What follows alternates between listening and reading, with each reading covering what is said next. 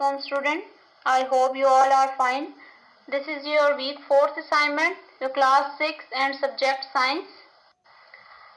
In day 4 lecture, we will start our new chapter, particles, and our main topics is states of matter.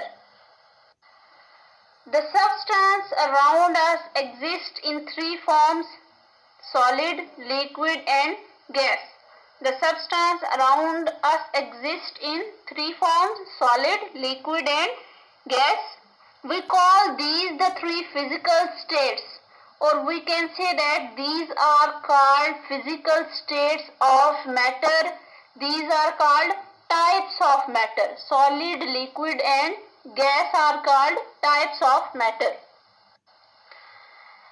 First of all, we will explain about the solid. Solid have well-defined shape. The crystalline solid in the photographs have flat faces and sharp edges. All the solid have flat faces and sharp edges. For example, chair, table and all those things which have flat faces and sharp edges or sharp corner, these are called solid. Like all solids, they keep their shape and do not flow over the surface. The basic characteristic of solid is they keep their shape and do not flow over the surface. Solid have well-defined shape. The crystalline solid have flat surface and sharp edges. Like all solids, they keep their shape and do not flow over surface. Next, we will discuss about liquids. Liquids do not have well-defined shape and they flow over the surface. Liquid do not have well-defined shape but definite volume. For example, water, honey, oil, these are called liquid because they flow over the surface and they do not have well-defined shape. When a liquid is poured into a jar or bottle, it takes up the shape of container, but only up to a certain level. We can say that when you pour the water in the glass, okay, but only up to a certain level.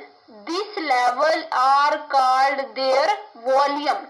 Liquid has a specific volume and can be measured by a measuring cylinder.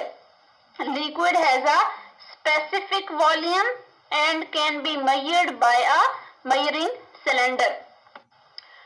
Gas, you know that gas do not have a well-defined shape or not a volume because their molecules are free from one another. When a gas is placed in a container, it quickly takes up any available space. Gases can also flow and it is possible to pour heavy gases from one container to another. Heating or cooling water can change its shape.